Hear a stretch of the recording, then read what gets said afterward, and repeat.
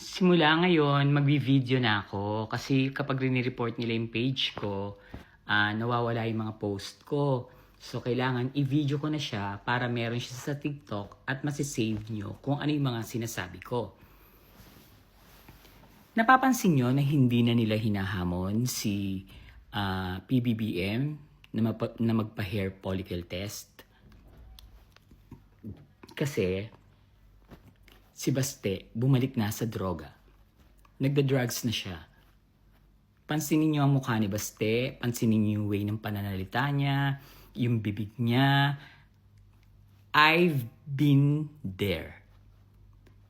Lahat ng droga na gamit ko, nasubukan ko nung nasa Japan ako.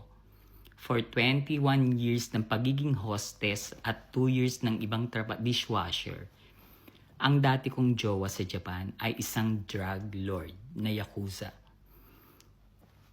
Kulangot lang sa akin yung mga pinakikita ng mga sa news ng mga addict na yan. Diyos ko, nakakita na ako ng mali-maletang drugs, iba't ibang klase. Dahil nga yung pinaka-head ng yakuza ay naging jowa ko nung time na nasa Japan ako. Pero hindi ko sinubukan yon sa harap niya kasi baka maubos ko.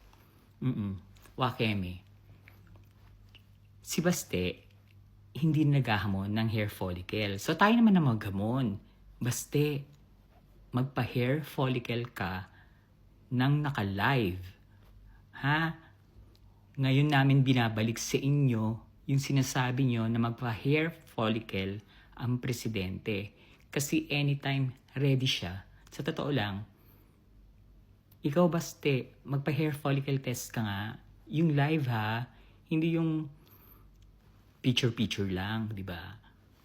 Bumalik siya sa pagdodroga kasi stress na siya.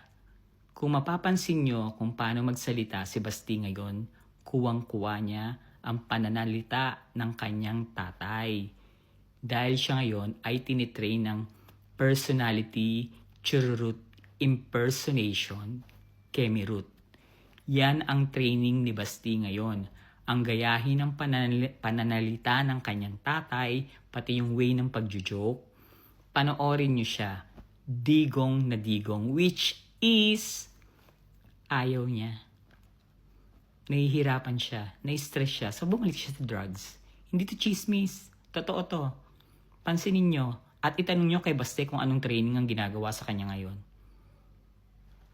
Diba? Pasabog, no? Thank you sa mga angels sa Davao. Chururut, tusak, pa-hair follicle. That's nga kayo. Tapang-tapang niya dati magamon. Tapos lalo na yung si Kati Binag. Sinungaling naman, tao naman yan ni Marcoleta sa Senado. Yan ang chuchu.